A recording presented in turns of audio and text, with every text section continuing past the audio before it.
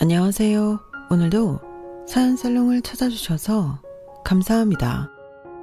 저는 원래대로였다면 다가오는 꽃피는 3월에 결혼식을 올렸을 30대 초반 여성입니다. 이미 지인들한테 돌릴 청첩장도 모두 제작한 상황이었고 결혼식장부터 신혼여행, 혼수용, 가정 가구들까지 모두 구입을 마친 상태였는데 이렇게 파혼하게 된 제 사연을 답답한 마음에 여러분들에게 들려드리고자 사연을 보내게 되었어요. 흔히 파혼이 이혼보다 낫다고 하지만 결혼 직전에 파혼이라니 그 주인공이 제가 될 줄은 몰랐거든요. 그렇다고 파혼한 걸 후회하는 건 아닌데 따지고 보면 조상님이 저를 도와주셔서 결혼까지 가지 않고 파혼할 수 있었다고 생각해요. 아니, 세상은 넓고 미친년은 많다고 하더니 정말 그렇더라고요. 살면서 한두 명 보기도 힘들다고 생각했는데 결혼을 앞둔 그 중요한 시점에서 이렇게 한꺼번에 그것도 가족이라는 집단으로 만났다는 것이 실로 놀라운 일이었어요. 그리고 그중 가장 실망스러운 사람은 당연히 저랑 결혼까지 약속한 그 남자인데요. 마음 같아서는 더 심한 표현으로 그 인간 같지 않은 사람을 표현하고 싶지만 그래도 많은 분들이 듣고 계실 테니 그 남자 혹은 예비 남편이라 표현할게요. 아무튼 그 남자의 배신이 저에겐 더 큰 충격과 상처였어요. 결혼이라는 게 남은 인생을 함께 하자고 약속하는 거잖아요. 그런데 그런 중요한 일을 앞에 두고 제가 아닌 자기 가족 편에 섰다는 게 지금도 너무 화가 나는데요. 그래서 이렇게 그 남자에 대한 이야기를 하고자 합니다. 저랑 그 남자는 한 재테크 강의에서 처음 만났어요. 둘 다 투자나 재테크에 관심이 많았는데 우연히 옆자리에 앉게 되어 이야기를 나누게 되었어요. 그리고 신기하게도 그 뒤에 다른 강의 시간에도 만나게 되었고 그렇게 몇 번의 우연이 계속되다 보니 인연이 시작되었죠. 그렇다고 저희가 그런 인연으로 사귀기 시작한 건 또 아니었는데요. 그냥 관심사가 같다 보니 정보 교환 차원에서 연락처도 주고받고 좋은 강좌나 눈여겨볼 투자처가 있으면 같이 분석해보는 등 철저하게 재테크 메이트였어요. 정말 이성적인 감정은 1도 없었는데 고백하자면 저는 이상하리만큼 연애나 결혼에 관심이 없었거든요. 이런 말 이상하게 들리실 수 있는데 저는 어릴 때부터 돈이 좋았어요. 물론 돈 싫어하는 사람은 없겠으나 저는 정말 순수하게 돈을 좋아했어요. 그래서 어릴 때는 용돈을 받으면 그걸 쓰기보다 은행에 저금해서 이자 받는 걸 신기해했는데 어릴 때는 그게 왜 그렇게 신기했는지 모르겠어요. 내 돈을 은행에만 맡겨두면 은행이 나한테 돈을 더 준다는 게 그냥 꽁돈이 생기는 것 같아 기분이 좋았죠. 거기에 돈을 많이 맡길수록 이자를 더 준다는 것도 어린 마음에 좋았어요. 그러니까 아무것도 안 해도 은행에 돈만 있으면 돈을 벌 수 있다는 거잖아요. 그렇다 보니 용돈 이외에 생일이나 어린이날, 크리스마스 명절 같은 날 친척들에게 용돈을 받으면 전부 저금을 했는데 그렇게 살다 보니 대학에 가서도 저는 좀 남달랐죠. 갓 20살이 되었다고 화장하고 예쁜 옷 입고 남자친구 만들어 데이트하는 것들이 제가 보기에는 전부 낭비 같아 보였어요. 그리고 그때는 제 손으로 돈을 벌 수도 있으니 저는 좀 더 돈을 많이 벌고 싶었는데요. 그때가 되니 은행에 돈을 맡기는 게 성에 차지 않게 되었죠. 사실 제가 이렇게 된 데는 집안 환경도 있었는데 저희 부모님은 평범한 회사를 다니셨지만 늘 재테크로 돈을 굴리셨어요. 그래서인지 늘 집에는 경제신문이나 전문 서적이 여기저기 굴러다녔고 그걸 주워 읽다 보니 저도 모르게 경제 개념이라는 것이 잡혀버렸던 거죠. 그리고 그때는 컸다고 겁도 없어졌는데 주식이나 펀드 경매까지 도전하게 되었어요. 그 결과 까먹은 돈도 당연히 있었지만 한 빌라를 경매로 낙찰받아 임대 사업을 하게 되었는데요. 그때 제 나이가 26이었죠. 그렇다 보니 그런 돈 버는 재미에 빠져 남자랑 연애가 잘 되지 않았는데 몇 번 남자를 사귀어 보니 저는 연애를 하면 안 되는 사람이라는 걸 알게 되었어요. 그래서 30이 다 되도록 다른 친구들은 연애하고 결혼하고 빠른 친구는 애도 낳는데 저는 혼자였어요. 그렇다고 혼자라 외로움을 타거나 힘들지도 않았는데 그건 어디까지나 제 생각일 뿐 부모님은 아니셨죠. 그러다 결혼은 물론이고 연애도 하지 못하고 나이만 먹을까봐 점점 조바심을 느끼기 시작하셨는데 오죽 마음이 급하시면 저더러 속도 위반도 좋으니 결혼할 남자를 데리고 왔으면 좋겠다고 하셨어요. 그게 무슨 말이야. 누가 자기 딸한테 그런 막말을 해. 아휴, 네 아빠가 오죽하면 저런 말을 하니. 네가 남자 보기를 돌같이 하니까 그렇잖아. 너는 이성적 호기심 같은 것도 없어. 없어. 오히려 너무 유치하고 한심하잖아. 꼭 본능만 쫓는 동물 같아. 아휴, 아니 쟤는 누굴 닮아 저래? 너 혹시 여자 좋아하냐? 아빠, 아니라고. 나는 그냥 남한테 관심이 없어. 그럼 너는 뭐에 관심 있는데? 돈. 나는 돈이 제일 좋지. 내가 이번에 노리고 있는 건물이 경매가 2번 유찰됐거든? 나 그거 이번에 낙찰받을 수 있을 것 같아. 감이 딱 좋아. 얘가 정말 왜 이래? 돈도 좋지만 너는 지금 남자가 더 좋아야지. 얘를 정말 어떡하면 좋아? 너는 너 좋다는 남자도 없어? 전에는 많지는 않아도 있긴 했잖아. 이젠 씨가 마른 거야. 여보, 그 말은 좀 그렇다. 얘가 어디가 어때서? 나도 답답해서 하는 소리지. 요즘 남자들은 능력 있는 여자 좋아한다며. 얘처럼 능력 있는 여자가 어딨어? 지음으로 벌써 집이 2채나 있는데. 너 어디 가서 자랑 같은 거 안 하냐? 아빠, 요즘 누가 사기당하려고 그런 자랑을 해. 원래 그런 건 아무도 모르게 하는 거야. 이 봐봐. 이게 문제네. 네가 아무도 모르게 그러고 있으니 남자가 안고 있는 거야. 아무튼 30 되기 전에는 어디 가서 바보 온다리로 데리고 와. 알겠어? 바보 온다리라니. 저희 엄마 아빠, 특히 아빠는 하나밖에 없는 딸이 이대로 노처녀가 될 것만 같았는지 늘 저만 보면 남자 타령을 하셨어요. 그래서 그 잔소리 듣기 싫어 독립을 결정하게 되었고 가지고 있던 건물들을 정리해서 거의 대출 없이 30평대 아파트를 장만해 들어가 살았는데 그 아파트도 단순히 나가서 살기 위해 구한 것이 아니라 투자 가치가 많은 것 같아 무리를 해서 사게 되었어요. 어차피 돈 써서 집을 사야 한다면 미래 가치가 있는 집에 사는 게 맞으니까요. 그렇다 보니 다른 부수입이 없어져 다시 시작해야 했고 또 돈을 이리저리 신중하게 굴리느라 정말로 연애할 짬이 나지 않았는데 무슨 운명의 장난인지 거기서 저보다 5살 많은 제 짝을 만난 거죠. 얼굴도 자주 보고 서로 관심사가 같다 보니 얘기도 잘 통했는데 어느덧 친분이라는 게 생겨 밥도 먹고 카페에서 만나 같이 공부도 하니 1년이 조금 되지 않아 전에 없던 감정이 싹트기 시작했어요. 남들 보기엔 저희의 만남과 데이트가 지루해 보일 수 있지만 저도 그 사람도 서로의 도움으로 리스크를 조금이나마 줄이고 그 일이 결과적으로 투자 수익을 냈을 땐 희열이 장난이 아니었어요. 게다가 혼자가 아니라 같이 했다는 그 뿌듯함이 제 2눈에 콩깍지를 씌웠는데요. 집신도 짝이 있다고 이렇게 내가 내 짝을 만났다고 생각했죠.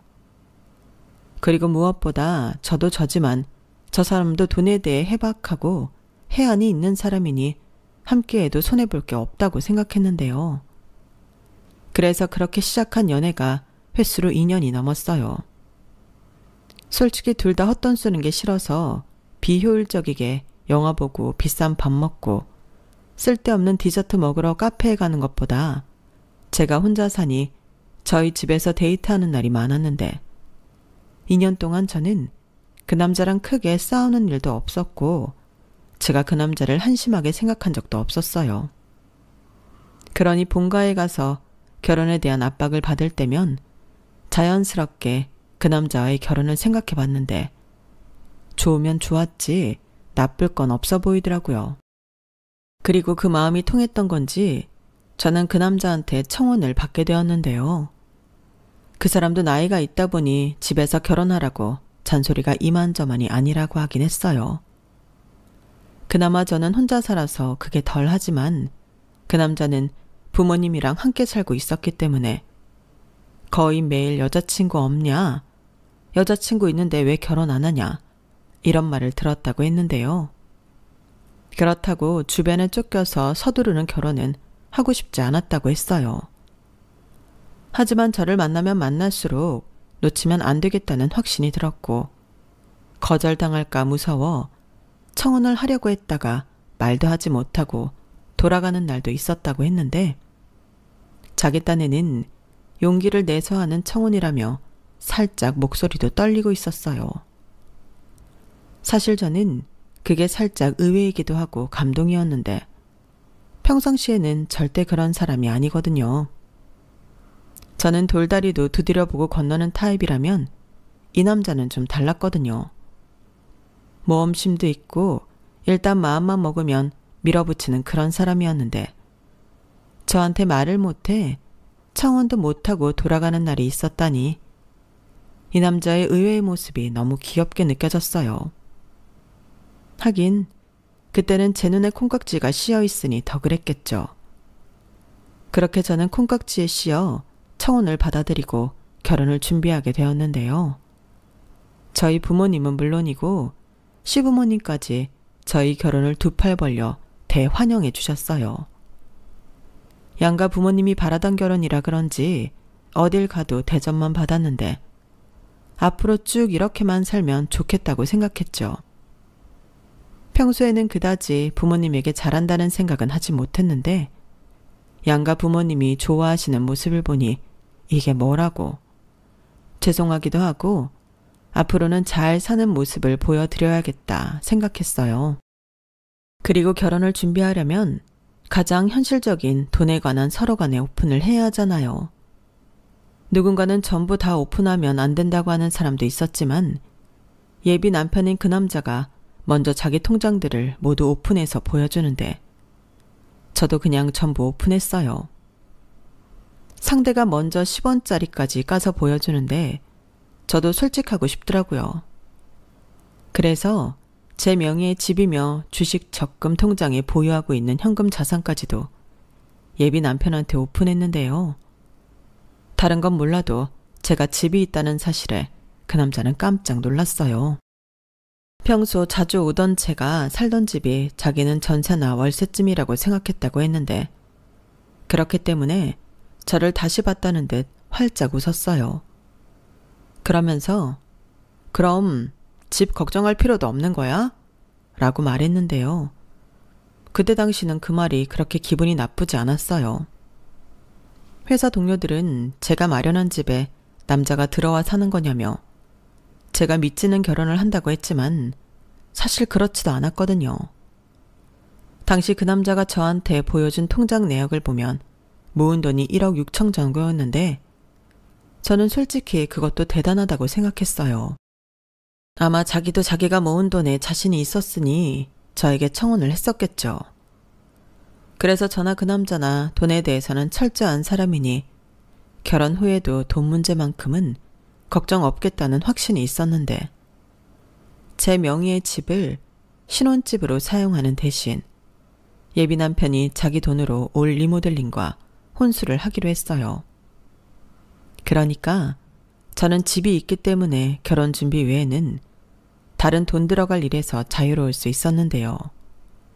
거기에 덧붙여 저는 예비 남편인 그 남자한테 딱 한 가지는 명확하게 했어요. 절대 내 집을 공동 명의로 돌려주는 일은 없다고요. 대신 우리가 열심히 살아 더 좋은 집으로 이사를 갈 때는 내 집을 팔아 그 돈을 모두 새 집 사는 데 사용하고 명의는 공동명의로 하자고 이야기했는데 예비 남편은 고맙게도 기분 나쁜 기색도 없이 그러자고 했어요. 자기가 무슨 권리로 제 집을 공동명의로 하겠냐고요. 그래서 그런 저희 두 사람의 합의로 저희의 본격적인 결혼 준비가 시작되었는데요. 이게 생각보다 재미가 있더군요. 제가 독립을 결정하고 아파트를 사서 들어갈 때도 이런 기분은 몰랐는데 리모델링을 하기 위해 이것저것 알아보고 하니 설레기까지 했어요. 그러던 와중 상견례 때 처음 봤던 예비 남편의 누나인 예비 신우가 제 결혼 준비를 돕고 싶다고 연락을 해왔고 저는 원래 낯을 많이 가리는 성격이라 괜찮다고 좋게 거절을 했는데 예비 신우는 저의 거절에도 굴하지 않고 괜찮다며 막무가내였어요. 그러면서 자기 동생 돈이니 결혼 경험이 있는 자기가 나서서 결혼 준비를 돕고 싶다고 했는데 제 기분상일지 모르겠지만 예비 남편도 자기 누나가 그러는 걸 어쩌지 못하는 것 같았어요. 그리고 예비 신우는 뭐가 그렇게 궁금한 게 많은지 저한테 이런저런 질문을 쉴 새 없이 했는데 가장 궁금한 게 제 명의의 아파트더군요. 예비 신우는 결혼하고 8년 차였는데 빌라에 살고 있다고 하더라고요. 그래서 리모델링 경험이 있다고 했어요. 근데 올케라고 불러도 되지? 어차피 결혼하면 그렇게 부를 거니까. 아, 네. 편하게 부르세요. 그래, 올케도 편하게 형님이라고 불러. 원래 그렇게 부르는 거야. 네. 그나저나 올케는 어떻게 어린 나이에 그런 큰 아파트를 장만할 수 있었어? 정말 집에서 하나도 도와준 게 아니야? 내 동생한테 들었는데 올케 아파트 대출도 없다며.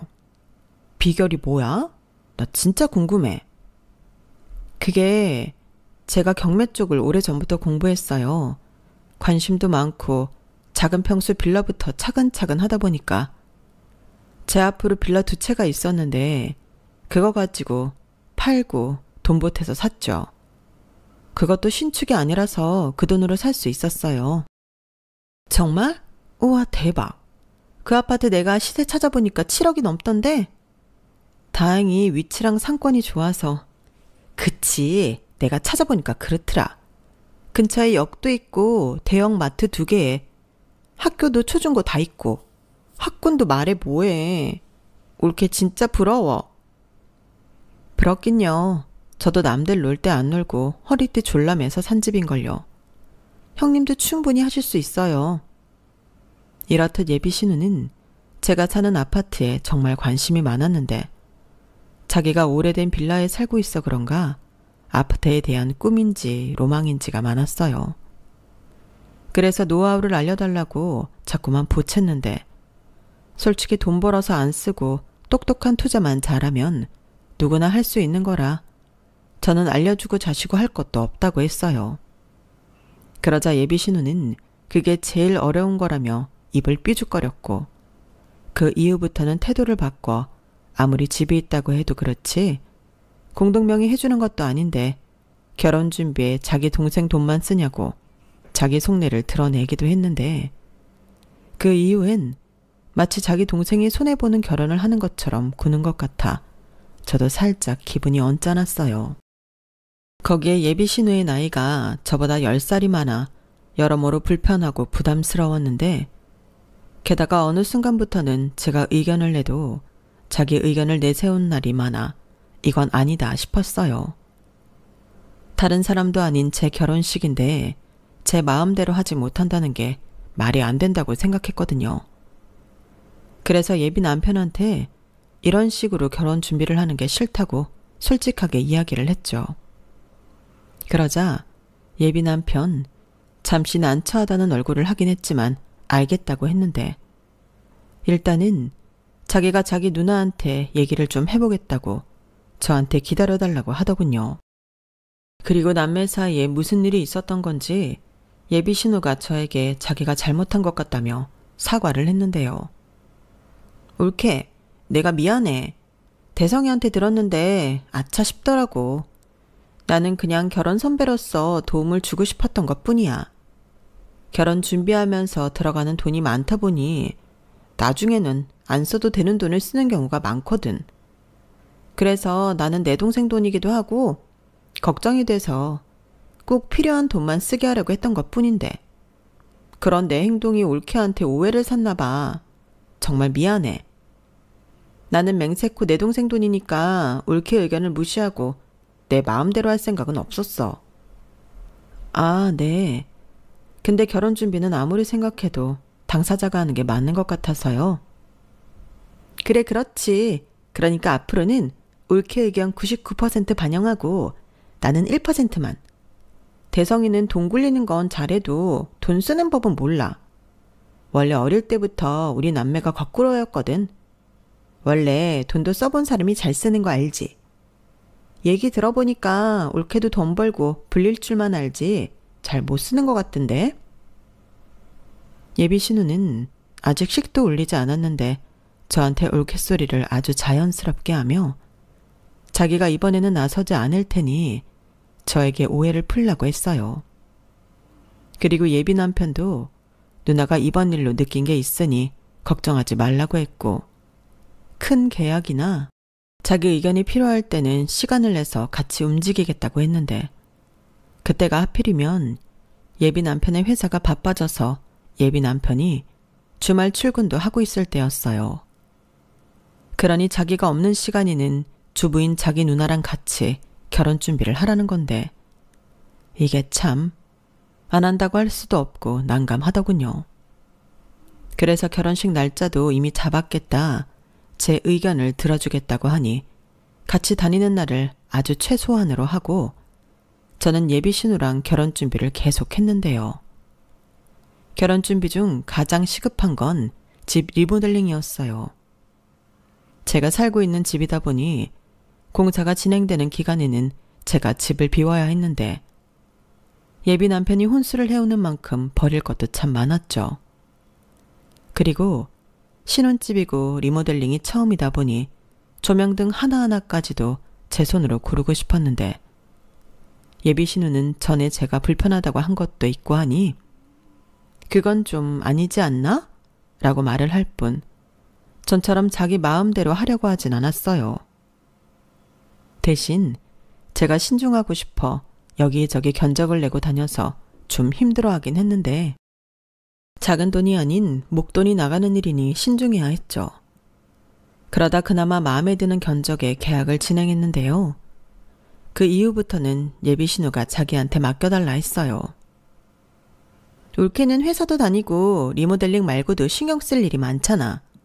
리모델링이라는 게 내가 경험이 있어 하는데 매일 들여다보고 일일이 간섭하고 그래야 이 사람들이 날림으로 안 해.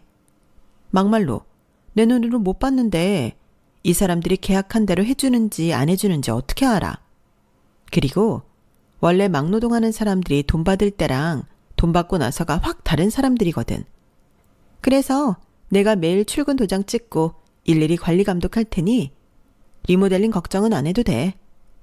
올케가 원하는 대로 내가 짠 하고 만들어 놓을 테니까 걱정하지 말고. 그래도 너무 힘들지 않으시겠어요? 혼자서 공사기간 동안. 에이, 뭐가 힘들어. 나는 아침에 우리 유진이만 어린이집에 보내면 그 이후부터는 자유잖아. 그리고 원래 공사하는 동안 인부들한테 커피도 나르고 간식도 나르고 그런 거 해야 신경을 더 써주는 법이야. 내가 경험이 있으니까 잘 알지. 그러니까 올케는 아무 걱정하지 말고 다른 준비나 잘 해. 저는 그 즈음부터는 솔직히 지쳐 있었어요.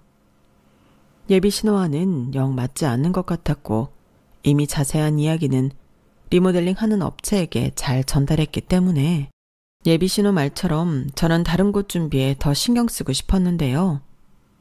지금 생각해보면 리모델링에 들어가는 돈이 제 돈이 아닌 예비 남편 돈이라 비교적 쉽게 예비 신우한테 넘길 수 있었던 것 같아요. 그러면서 저는 분명히 예비 남편한테 누나한테 너무 다 의지하지 말고 맡겨놓지 말고 자기 돈이니 자기가 신경 좀 쓰고 확인해. 우리가 살 집이잖아. 라고 일러두었죠. 아무리 바빠도 그 정도는 신경 쓸 수 있다고 생각해 저는 그렇게 두 남매한테 집 리모델링을 맡겨두고 제가 살던 집을 정리하며 오랜만에 본가에 들어가 부모님과의 생활을 했어요. 그때는 시집갈 딸이랑 마지막으로 같이 지내는 거라고 생각해서인지 부모님이 정말 저한테 잘해주셨는데 괜히 마음이 뭉클해지더라고요. 저희 부모님에겐 자식이라고는 저 하나밖에 없으셨거든요.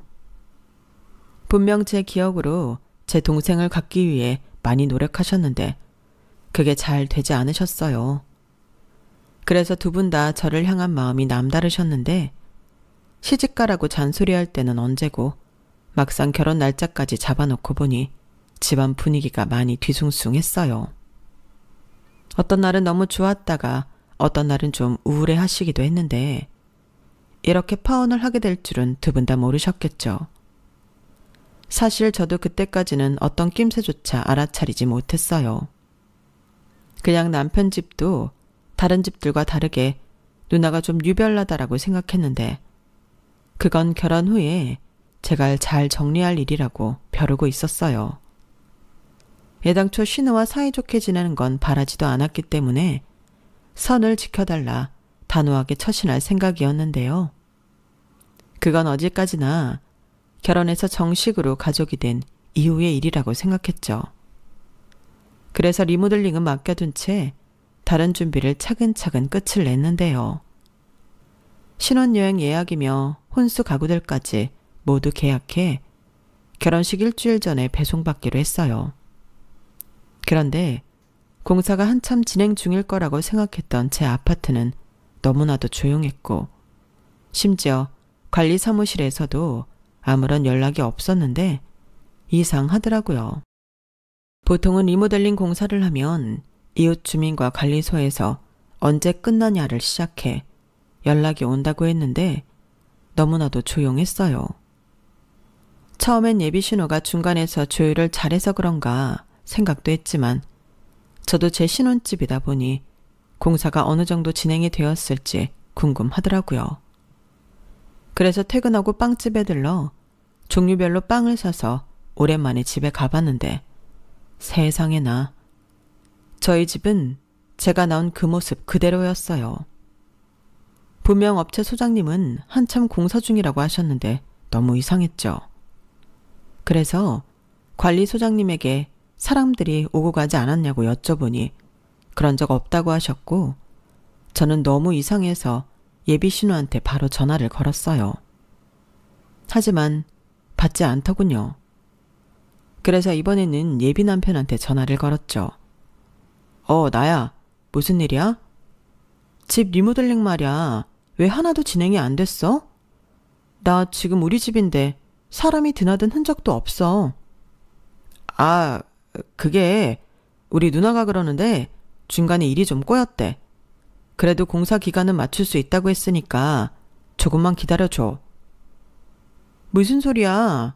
자기만 믿고 기다리라고 하더니 무슨 일이 있으면 바로 나한테 연락을 주셨어야지. 자기 누나 전화도 안 받아. 누나가 바빠서 그래. 주부잖아. 애랑 매형이랑 있으니까 바빠서 못 받았겠지. 걱정하지 마. 어떻게 걱정을 안 해.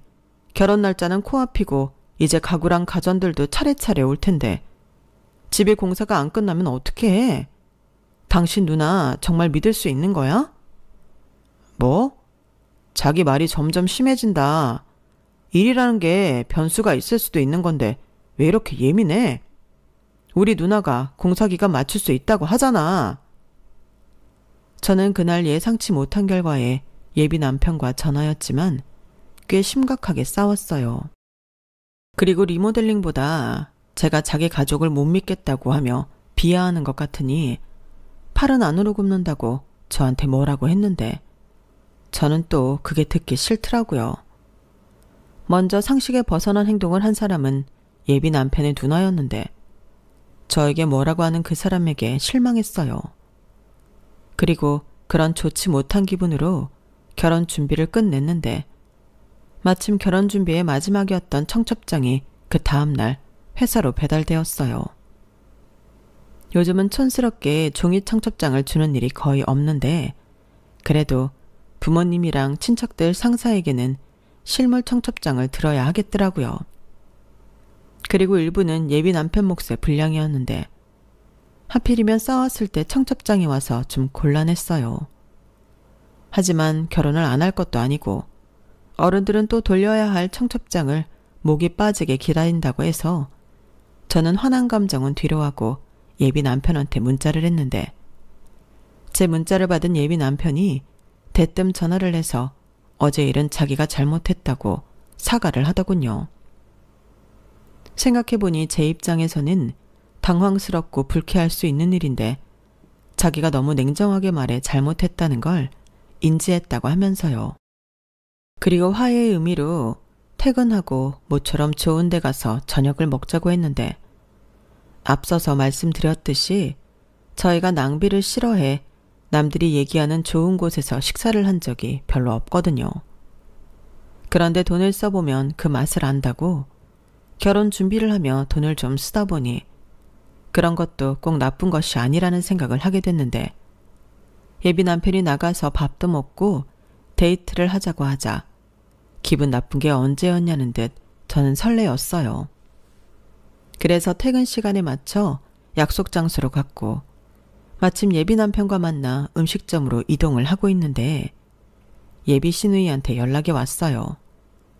자기가 바빠서 연락을 한다는 게 깜빡했었다고 하더라고요.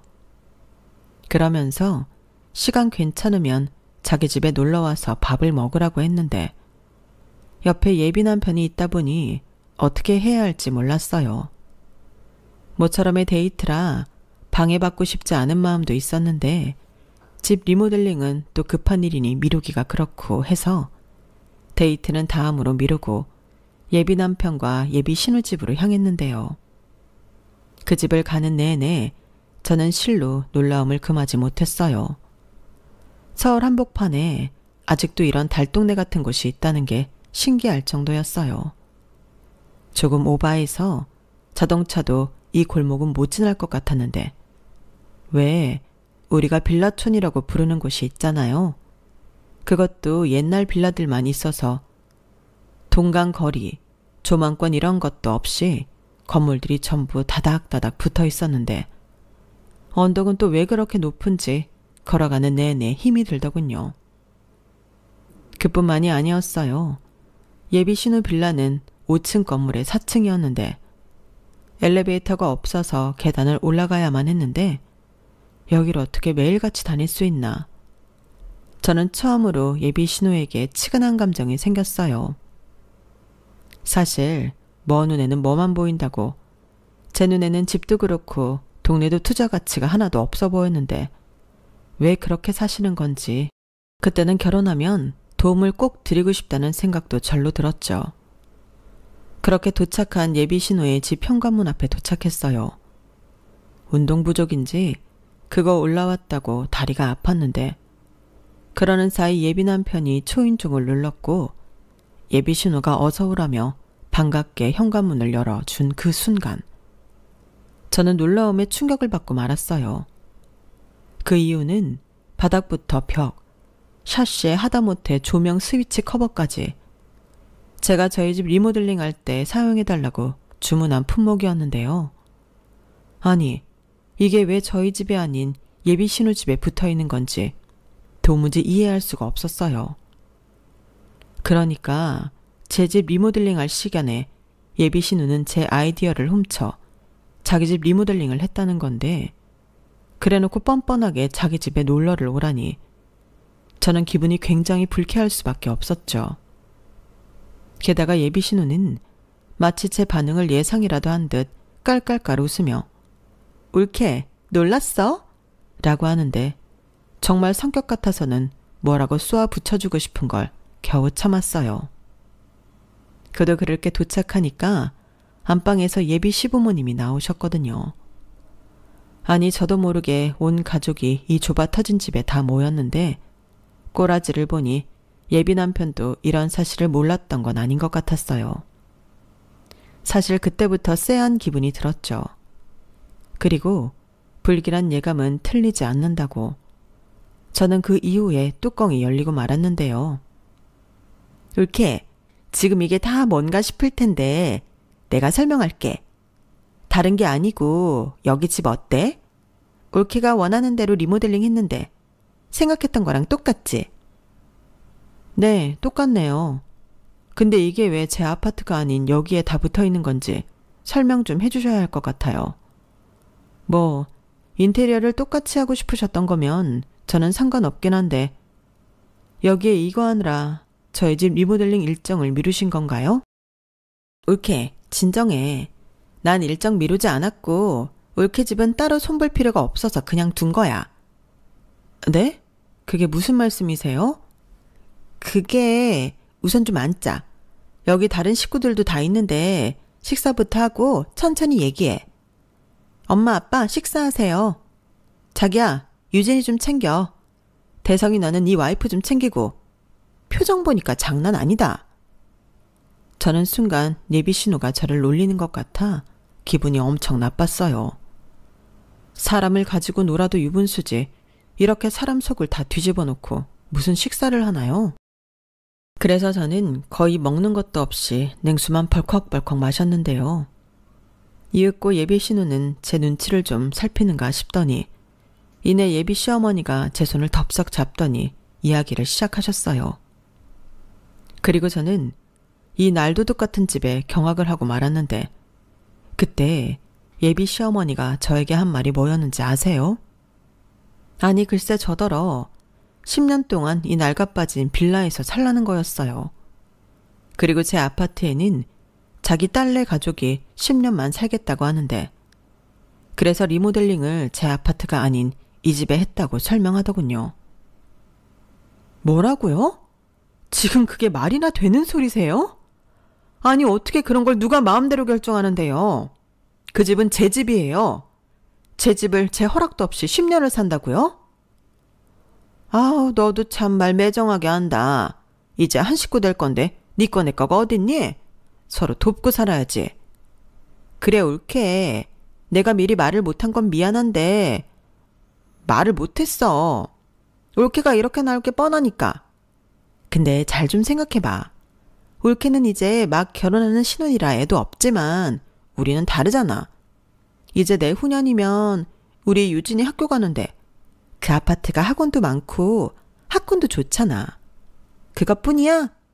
요즘 애들 사이에서도 어디 사는지 엄청 중요해. 우리 애 그 집에 살면 친구도 잘 사귈 수 있고 기도 안 죽잖아. 그래서 지금 저더러 순순하게 제 집을 내놓으라고요? 이 말도 안 되는 집에 살면서? 왜 말이 안 돼? 올케가 원하는 대로 리모델링 다 했잖아. 그냥 아파트에서 빌라로 변한 것뿐이야. 나 좀 도와줘라 올케. 올케 소리 좀 그만하세요. 아니 이렇게 마음대로 해놓으면 제가 네 그러세요 할 줄 아셨어요? 기가 막혀서 정말? 아무리 그래도 그렇지. 그 말은 손윗 사람한테 할 소리가 아니지. 그리고 내가 여태 아무 말 안 했는데 자고로 위아래 존중은 기본 중에 기분이 되는 거다. 어떻게 누나가 힘들게 사는데 동생이 더 좋은 곳에 살 수 있니? 동생이 누나를 위해 양보하는 게 맞다. 그래야 서로 우애도 지키고 좋은 거야. 저는 예비 시어머님의 양보와 우애라는 말에 더 들을 것도 없을 것 같았어요. 그리고 자기 식구들이 돌아가며 저한테 말도 안 되는 소리를 하는데 꿀먹은 벙어리처럼 가만히 있는 예비 남편도 용서가 되지 않았는데요. 저는 마지막이라는 생각으로 자기는 왜 가만히 있는데 입이 있으면 말을 해봐. 설마 자기도 오늘에서야 이 말도 안 되는 일을 알았어? 그건 아니잖아. 어떻게 나를 속이고 내 집을 뺏어갈 생각을 해? 라며 쏘아붙였어요. 그러자 그 남자는 아니라며 자기도 안지 얼마 되지 않았다고 발뺌을 했고 그에 다급해진 예비 신우가 아니 내가 명의를 바꿔달라는 것도 아니고 잠깐만 바꿔 살자고 하는 건데 이게 이렇게 화를 낼 일이야?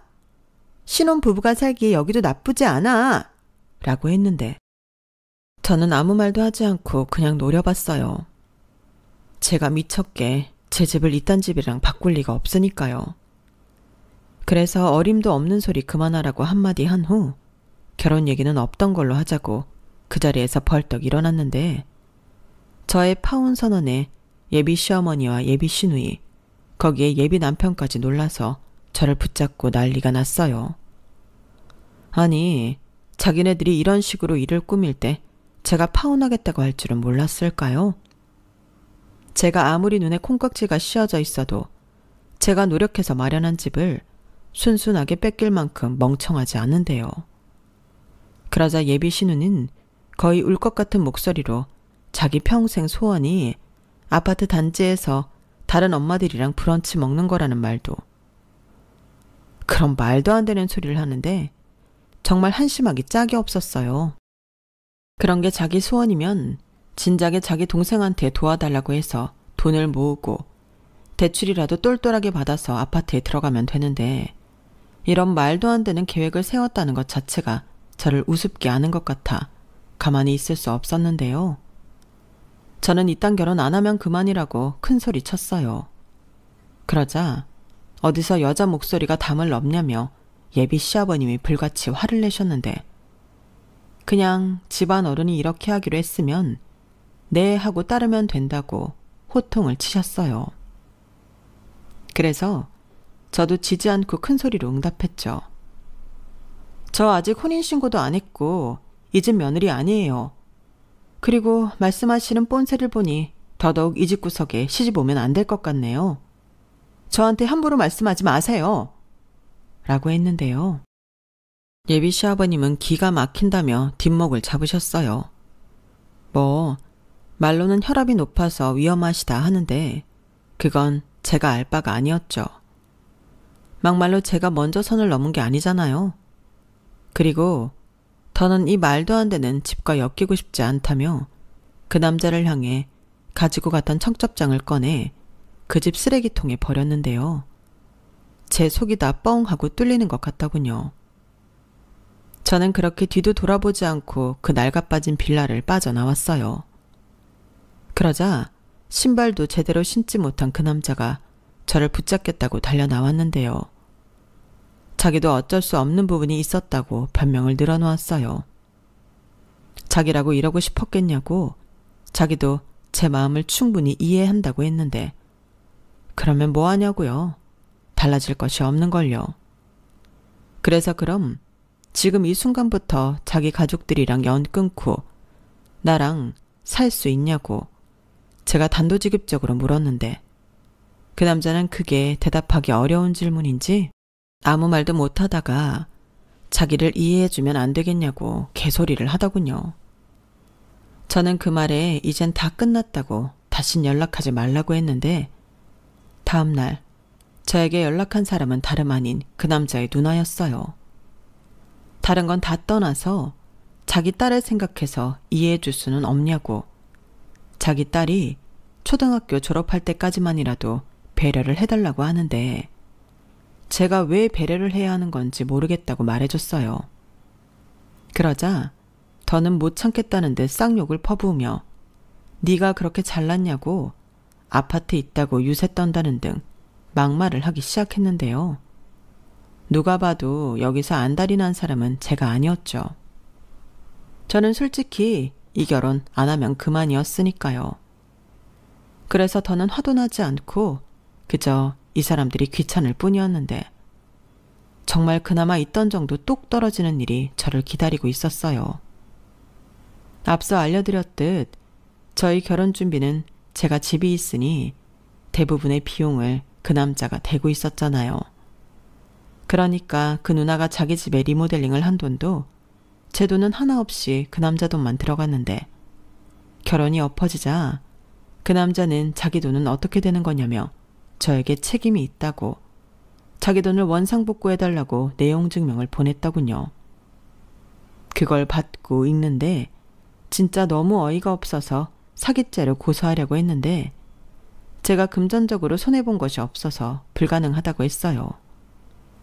대신 말도 안 되는 요구니 그럴 이유가 없다고 답변서를 보내고 그 이후에는 무시하라고 하셨는데 그 과정에서 명예를 훼손하거나 모욕을 한다면 그걸로는 처벌을 요구할 수 있다고 변호사님과 경찰서에서 친절하게 알려주셨는데 저는 알려주신 대로 했어요. 그러자 자기 본전 생각에 그 남자가 저를 찾아왔고 자기는 너무 억울하다며 파혼을 하자고 한 제 책임이라고 끝까지 물고 늘어졌는데 그게 왜 제 책임이냐고 중간에서 사기치고 자기 마음대로 하려고 했던 누나한테 가서 따지라고 따끔하게 말해줬어요. 어디서 누나한테 사기당하고 나한테 이러냐고. 세상 너같이 찌질한 남자랑 결혼할 뻔했던 내가 너무 소름 돋는다고 했는데요. 자기 돈이 날아갔다는 사실에 이 남자는 방방 뛰고 난리도 아니었어요. 그러게 이렇게 되지 않게 중간에서 자기가 잘했어야죠. 자기한테 무슨 사연이 있는지는 제가 알 바 아니지만 제 입장에서는 자업자득이나 다름없다고 생각했어요. 그런데 자기 돈을 마음대로 쓴 자기 누나도 아닌 저한테 와서 자기 돈을 복구해달라고 하는 게 어이가 없었는데 저런 인간이랑 저런 집구석이라는 걸 결혼 직전에 알게 되어 천만다행이었어요. 특히 그 말도 안 되는 헛소리를 하던 그 남자의 아버지라는 사람은 최악의 인간이었는데 파혼은 지금 생각해도 안 하면 이상한 일이었어요. 그리고 자꾸만 만만한 저를 붙잡고 늘어지는 그 인간한테도 따끔한 맛을 보여줘야 할 것 같아 이번에는 제가 정신적 피해 보상 및 스토커로 고소 및 신고를 했는데 소장을 받았는지 그 후로는 나타나지 않더라고요. 그리고 지금 와서 생각하면 이게 다 그 누나의 큰 그림이 아니었나 생각이 되는데요. 그 누나 입장에서는 손해볼 것이 하나도 없잖아요. 동생이 결혼하면 제 아파트에 들어가 사는 거고 동생 결혼이 엎어져도 다 쓰러져가는 자기 집 리모델링을 공짜로 했으니 새 집에 사는 기분일 텐데 그 아저씨가 얘기하던 남매 간의 우애는 잘 지켜진 게 아닌가 싶네요.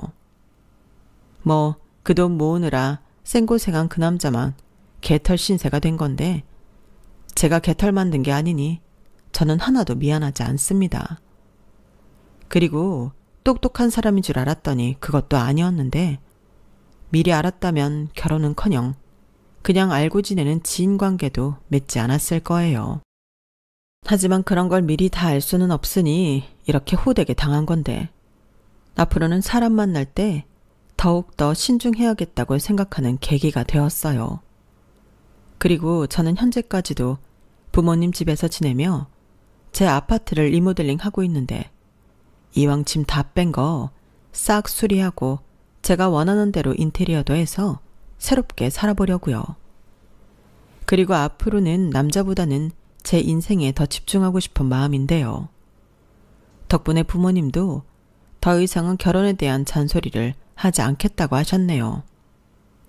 이걸 뭐 다행이라고 해야 하는 건지 좀 아이러니하긴 한데 이렇게 된 거 마음 편하게 제 진짜 인연이 나타나는 그날까지 열심히 살아볼 생각입니다. 살다 이런 집단 사기꾼을 만나다니 더 정신을 똑바로 차리고 살아야 할 것 같아요. 여러분, 이제 남은 제 인생에서 이런 어이없는 사기꾼을 또 만나는 일은 없겠죠? 부디 꼭 그러길 바라면서 제 사안을 여기서 마치도록 하겠습니다. 지금까지 제 어이없던 파혼 사연 함께 해주셔서 대단히 감사드리고요. 여러분들은 이런 어이없는 인간들 말고 정말 도움되고 좋은 인연들만 만나시길 진심으로 바랄게요. 거기에 끝으로 제 남은 인생 역시 돈 냄새 맡은 사기꾼 말고 좋은 사람들을 많이 만나는 그런 인생이길 소망합니다. 감사합니다. 여러분, 사연 댓글에 응원과 현명한 조언 부탁드려요. 좋아요와 구독은 저에게 큰 힘이 됩니다. 오늘도 좋은 일 가득하세요.